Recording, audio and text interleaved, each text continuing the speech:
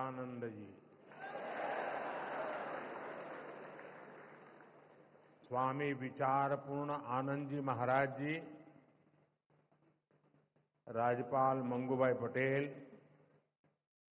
मुख्यमंत्री मोहन यादव, कैबिनेट में मेरे साथी ज्योतिरादित्य सिंधिया जी, सांसद बी डी शर्मा जी, सांसद जनार्दन सिंह सिग्रीवाल जी, मंच पर उपस्थित अन्य महानुभाव और मेरे प्यारे भाई और बहनों,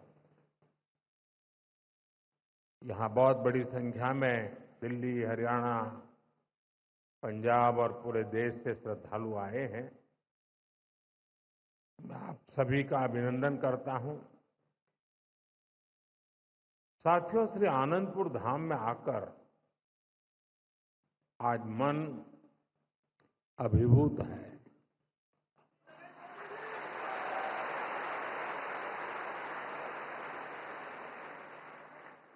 अभी मैंने गुरुजी महाराज के मंदिर में दर्शन किए। वाकई हृदय आनंद से भर गया।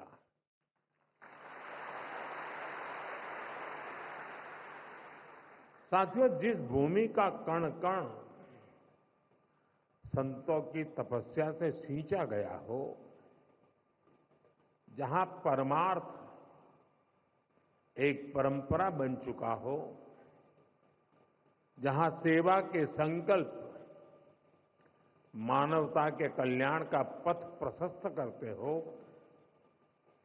वो धरती साधारण नहीं है।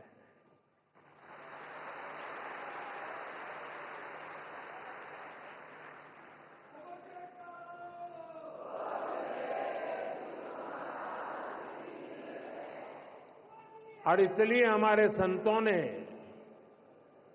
अशोकनगर के बारे में कहा था कि यहां शोक आने से डरता है।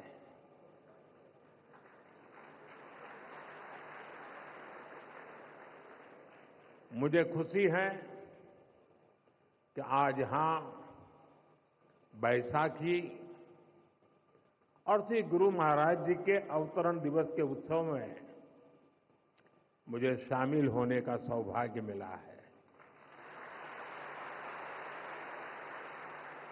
मैं इस पवित्र अवसर पर प्रथम पातशाही श्री श्री 108 श्री स्वामी अद्वैत आनंद जी महाराज और अन्य सभी पातशाही संतों को प्रणाम करता हूं।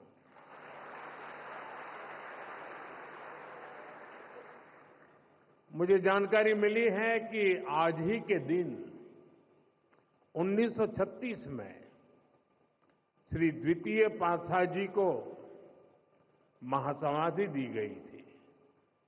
आज के ही दिन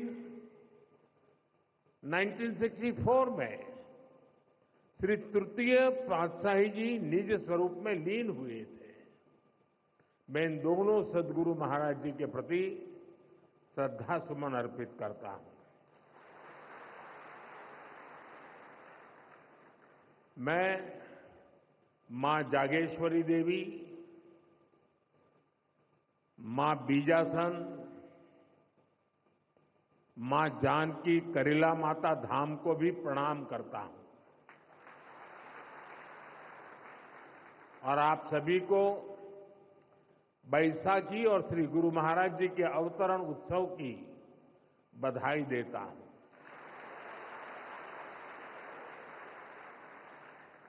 साथियों, हमारा भारत ऋषियों, मनीषियों और संतों की धरती है।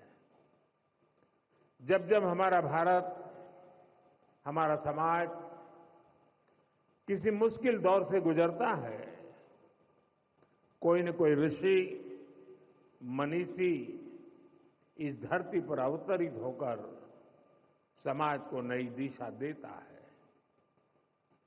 हम पूज्य स्वामी अद्वैत आनंद जी महाराज के जीवन में भी इसकी झलक देख सकते हैं।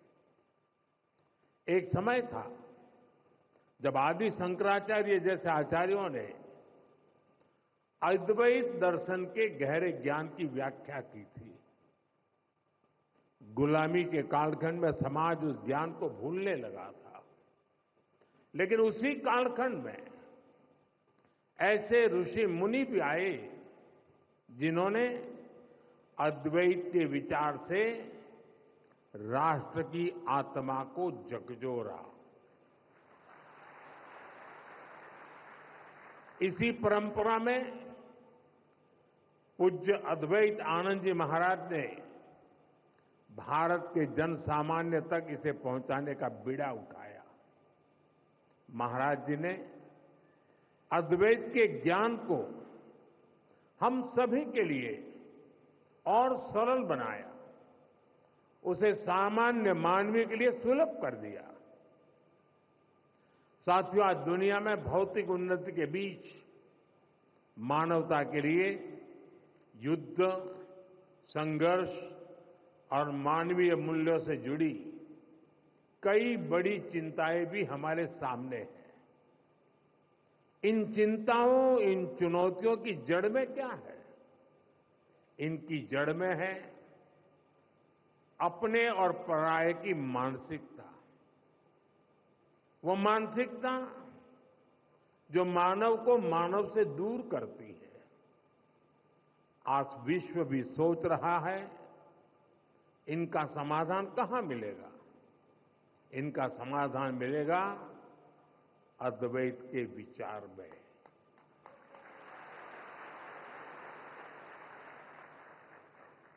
अद्वैत यानी जहां कोई द्वैत नहीं है।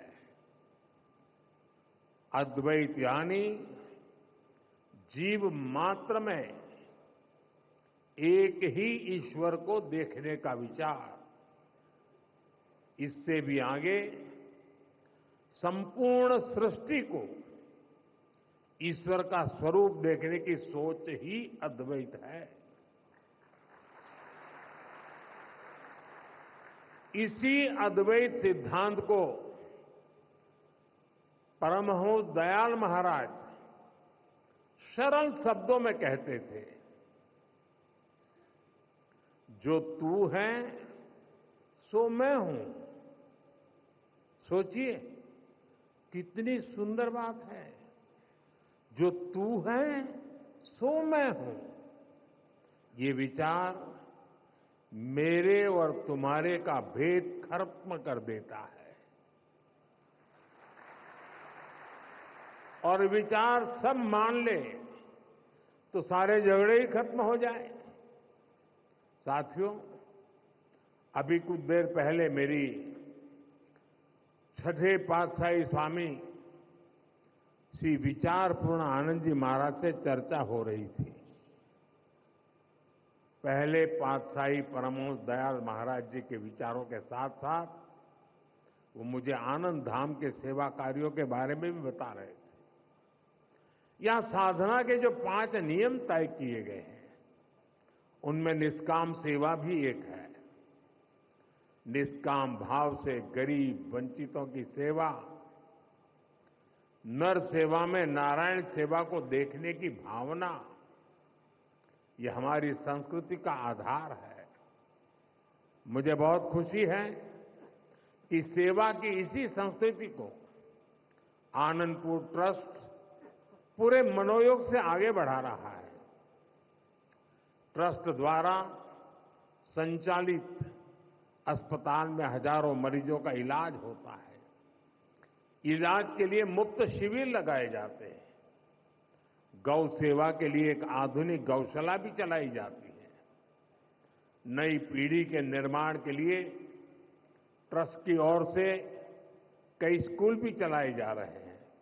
और इतना ही नहीं, आनंदपुर धाम पर्यावरण संरक्षण के जरिए पूरी मानवता की बड़ी सेवा कर रहा है।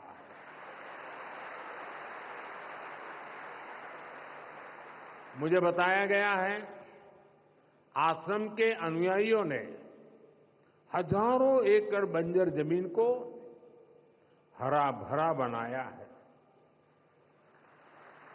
आज इस आश्रम द्वारा लगाए गए हजारों पेड़ परमार्थ के काम आ रहे हैं। भाइयों बहनों, सेवा की यही भावना आज हमारी सरकार के हर प्रयास के केंद्र में है। आज हर जरूरतमंद प्रधानमंत्री गरीब कल्याण अन्न योजना के कारण खाने की चिंता से मुक्त है। आज हर गरीब और बुजुर्ग आयुष्मान योजना के कारण इलाज की चिंता से मुक्त है। आज हर गरीब पीएम आवास योजना के कारण अपने पक्के घर की चिंता से मुक्त हो रहा है। आज जल जीवन मिशन योजना के कारण गांव-गांव में पानी की समस्या का समाधान हो रहा है। देश में रिकॉर्ड संख्या में नए एम्स, आईआईटीज और आईआईएम्स खुल रहे हैं। गरीब से गरीब वर्ग के बच्चों के सपने साकार हो पा रहे हैं। हमारा पर्यावरण स्वच्छ हो, प्रकृति संरक्षित रहे, इसके लिए सरकार ने एक पेड़ मां के नाम अभियान भी शुरू किया है। आज इस अभियान के तहत करोड़ों पेड़ देश में लगाए जा चुके हैं। देश इतने बड़े स्तर पर इतना कुछ कर पा रहा है तो इसके पीछे हमारा सेवा भाव ही है। गरीब और वंचित के उत्थान का संकल्प, सबका साथ सबका विकास का मंत्र, सेवा की ये भावना आज ये सरकार की नीति भी है और निष्ठा भी है। साथियों, जब हम सेवा के संकल्प से जुड़ते हैं तो हम केवल दूसरों का ही भला नहीं कर रहे होते हैं। सेवा की भावना हमारे व्यक्तित्व को भी निखारती है, हमारी सोच को व्यापक बनाती है। सेवा हमें व्यक्तिगत दायरों से निकालकर समाज और राष्ट्र और मानवता के बड़े उद्देश्यों से जोड़ती है। हम सेवा के लिए मिलजुल कर, एकजुट होकर काम करना सीखते हैं। हम जीवन के अलग अलग पहलुओं को समझते हैं। आप सब सेवा कार्यों के लिए समर्पित लोग हैं। आपने अपने जीवन में अनुभव किया होगा, कठिनाइयों से लड़ना और फिर कठिनाइयों से जीतना। सेवा करते करते हम सहज ही ये सब सीख जाते हैं। इसलिए मैं कहता हूं, सेवा एक साधना है, एक ऐसी गंगा है जिसमें प्रत्येक व्यक्ति को जरूर डुबकी लगानी चाहिए। साथियों, अशोकनगर और आनंदपुर धाम जैसे क्षेत्र जिन्होंने देश को इतना कुछ दिया है, इनका विकास भी हमारी जिम्मेदारी है। इस क्षेत्र को कला, संस्कृति और प्राकृतिक सौंदर्य का वरदान प्राप्त है। यहां विकास और विरासत की असीम संभावनाएं हैं। इसलिए हम एमपी और अशोकनगर में विकास को तेज गति से बढ़ा रहे हैं। चंदेरी हैंडलूम को नई ऊंचाई तक ले जाने के लिए चंदेरी साड़ी को जीआई टैग दिया गया है। प्राणपुर में क्राफ्ट हैंडलूम टूरिज्म विलेज शुरू हुआ है। इससे क्षेत्र की अर्थव्यवस्था को भी नई गति मिलेगी। मध्य प्रदेश की सरकार अभी से ही उज्जैन सिंहस्थ की तैयारी में भी जुट गई है। भाइयों बहनों, अभी कुछ ही दिन पहले रामनवमी का महापर्व भी था।